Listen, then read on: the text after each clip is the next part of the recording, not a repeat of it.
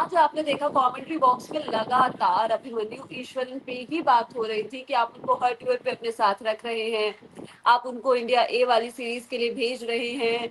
उनका जो first class average देखेंगे आप तो वो भी साई सुदर्शन से बहुत अच्छा है।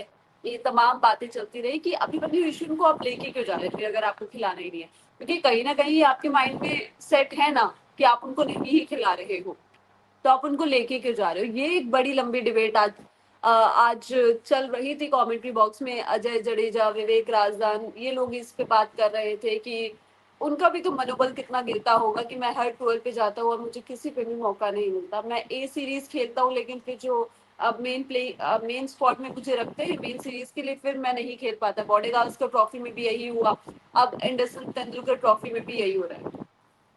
क्यों हो रहा है? कुछ तो कमी होगी ना आप में। आपसे पहले आप कुछ तो कमी होगी ना आप में। आपसे पहले अगर 18 लोग डेब्यू कर गए और आप अभी भी बेंच पर ही हैं तो कुछ तो कमी होगी आप में। आपने इंडिया ए के लिए जो भी ओवरसीज मैचेस खेले उनमें क्या परफॉर्मेंस रही आपकी?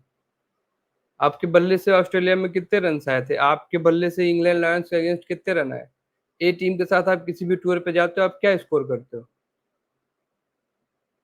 अभिमन्यु ईश्वरन पे तो ऑफ कैमरा मेरी आपकी जितनी बार बात हुई, मैंने आपको वही जो एक लाइन बताई थी वो मैं कैमरे पे कहूंगा नहीं।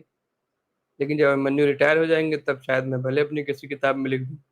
लेकिन अभिमन्यु ईश्वरन नियर फ्यूचर में भी इंडियन टेस्ट साइड से नहीं खेल पाएंगे, नहीं खेलेंगे। Not possible.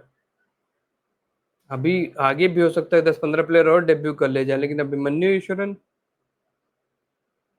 कोई चांस नहीं, कोई चांस नहीं।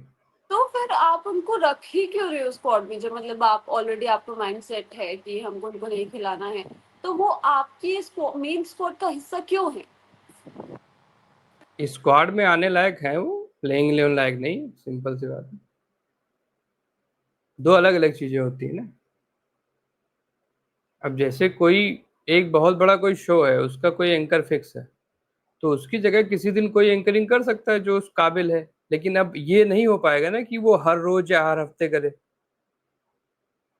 वही है, वो बस बैकअप है। किसका बैकअप है उनको भी नहीं मालूम होगा, लेकिन वो बैकअप है, ऐसा बैकअप है जो कभी यूज नहीं होगा। स्पेशली आप फॉरेन कंडीशंस में। Not, no no no no chance, no chance.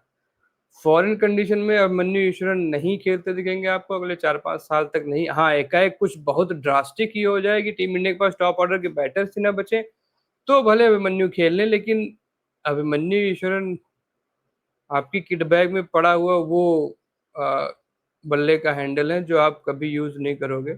हाँ, अगर आपके सारे हैंडल्स निकल ही जाएं, कोई रात को आए और सारे हैंडल्स निकाल दे, तो फिर आप मजबूरी में उस हैंडल का भले यूज कर लो। वरना जैसे किट में पड़े होते हैं ना, हैंडल नहीं, सॉरी, मैं हैंडल किया जा रहा हूँ, ग्रिप की बात कर रहा हूँ मैं। ये जो ग्रिप होती है, ये ग्रिप आपकी किट बैग में बहुत सारी होती है, लेकिन आप यूज वही करते हो जिससे के साथ आपकी अच्छी बन रही हो, जो आपके हाथ में अच्छे से आ रही हो, जिससे आपके बल्ले का बैलेंस बराबर हो। और किट बैग में रखने का मतलब ये नहीं है कि मैं उस ग्रिप का इस्तेमाल करूंगा ही। तो वही है मन्नी। फॉरेन कंडीशन में अगले 4-5 साल भी, मतलब मुझे लगता है कि जी अपने करियर में मन्नी खेल जी। पाएंगे।